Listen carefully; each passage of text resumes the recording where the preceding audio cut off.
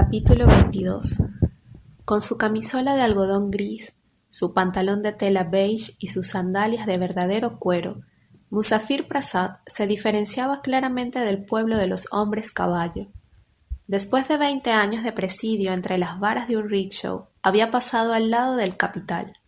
A los 48 años, aquel antiguo campesino que había emigrado del Bihar era un jefe.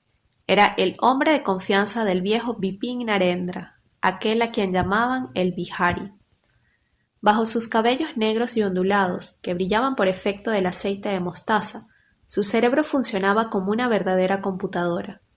Aquel hombre orejudo y con la barbilla curvada como la punta de un zueco administraba el imperio de 346 vehículos y de unos 700 esclavos sin la ayuda de un lápiz, por la sencilla razón de que no sabía leer ni escribir. Nada escapaba a la vigilancia diabólica de aquel tirano dotado del don de la ubicuidad. En su alta bicicleta chirriante, recorría todos los días varias decenas de kilómetros, incluso en pleno monzón. A causa de sus piernas un poco arqueadas y de la manera que tenía de contonearse al pedalear, los hombres de los rickshaws le habían apodado el zancudo. Y lo curioso es que todo el mundo apreciaba al zancudo en las calles de la inhumana ciudad. Cuando el viejo me llamó para que me encargara de todo, cuenta, creí que Dios me hacía caer el cielo sobre la cabeza.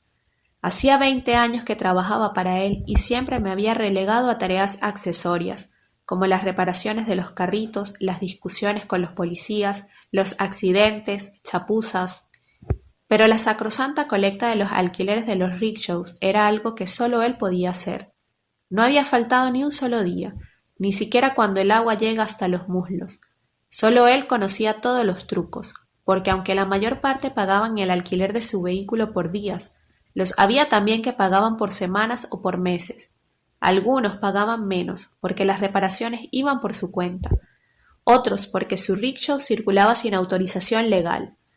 Como había 2 hombres para cada carrito, eso representaba que había que controlar a 700 u 800 individuos. O sea, que se necesitaba una cabeza así de grande, es decir, como la del viejo. Pero un día el viejo empezó a notar el peso de los años. «Escucha, Musafir», me dijo, «tú y yo nos conocemos desde hace lunas. Los dos somos biharis y yo confío en ti. Tú serás mi representante. Desde ahora serás tú quien cobre el dinero y todas las noches me lo traerás aquí. Te daré 5 paisa por cada rupia». El viejo no era alguien con quien pudiera discutirse. Me prosterné para limpiarle el polvo de los pies y me llevé la mano a la frente. «Sois el hijo del dios Shiva, sois mi amo», respondí, «y yo estaré eternamente agradecido». Al día siguiente me levanté a las 4 porque quería ir a las letrinas y a la fuente antes que los demás habitantes del barrio. Los 4 compañeros con los que vivía en un cobertizo cerca de la gran casa del viejo dormían aún. También ellos trabajaban para él como conductor de autobús, obrero, hombre caballo y ebanista. También ellos eran biharis. Lo mismo que yo, habían dejado a sus familias en la aldea para irse a ganar el pan en Calcuta. A las 4:30 monté en mi bicicleta y pedaleé directamente hasta el templo de Lakshmi, detrás del Yogai Bazar. Era de noche y el Brahmán dormía aún detrás de la verja. Agité la campana y terminó por salir. Le di 10 rupias y le pedí que celebrara una puja para mí solo a fin de que aquel día comenzara con los mejores auspicios. Yo llevaba un cucurucho de arroz, unas flores y 2 plátanos. El sacerdote dispuso mis ofrendas sobre una bandeja y entramos en el santuario. Encendió varias lámparas de aceite y luego recitó mantras ante la divinidad. Yo repetí oraciones. Aquello me proporcionó una alegría increíble y la certidumbre de que a partir de aquel día iba a ganar muchas rupias. Prometí a Lakshmi que cuanto más dinero ganase, más ofrendas le llevaría. Después de la puja volví a montar en mi bicicleta y pedaleé en dirección al cruce de Loudoun Street, cerca de la escuela de enfermeras de la clínica Bellevue, donde el viejo tenía 6 rickshaws. Debido a lo temprano de la hora, todos los hombres estaban aún allí. Dormían sobre el asiento de tela charolada, con las piernas colgando en el vacío. La mayor parte carecían de vivienda. Su rickshaw era su casa. Cuando eran 2 por vehículos, a menudo se originaban conflictos que yo tenía que arbitrar. pero ¿cómo decir a uno que podía dormir en el asiento de su carrito y al otro no? Luego me fui corriendo hacia Theatre Road, donde el viejo tenía una docena de rickshaws. Más tarde enfilé Harrington Street, una bonita calle residencial con mansiones preciosas en medio de jardines y con inmuebles donde habitaban gentes ricas y extranjeros. Ante la verja de una de estas casas siempre había guardias y una bandera norteamericana. El viejo tenía al menos 30 rickshaws en este sector. Y como era un barrio rico, era una zona donde siempre había jaleos. Siempre teníamos a uno o dos tipos a quienes la policía les había quitado el carrito con un pretexto u otro.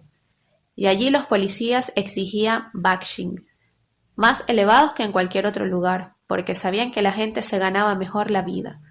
Bastaba con ver la acera de la comisaría de policía en Park Street, delante del colegio de San Javier.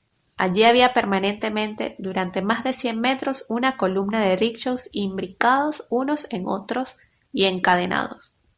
La primera mañana tuve que hacer no sé cuántas zalemas por 3 carritos y untar a aquellos brutos con más de 60 rupias. Gestiones que complicaban mi contabilidad, porque había que acordarse de aumentar proporcionalmente los alquileres de aquellos carritos durante un número determinado de días. Después de Harrington Street, corriendo a las paradas de Malik Bazar, en la esquina de la gran encrucijada de Park Street y del Lower Circular Road, donde de los 30 o 40 vehículos estacionados, más de una veintena eran también propiedad del viejo. Pero antes frené en seco en la esquina de New Park Street para tomarme un vaso de té. Té muy caliente, muy fuerte y muy azucarado como solamente Ashu, un gordo punjabí instalado en la acera, sabía hacerlo. El mejor té de las aceras de Calcuta. Ashu mezclaba en su tetera la leche, el azúcar y el té con una gravedad tal que parecía un brahmán haciendo el arati. Yo le tenía envidia por pasarse la vida sentado y sin mover las posaderas, inmóvil en medio de sus utensilios, apreciado y considerado por sus clientes.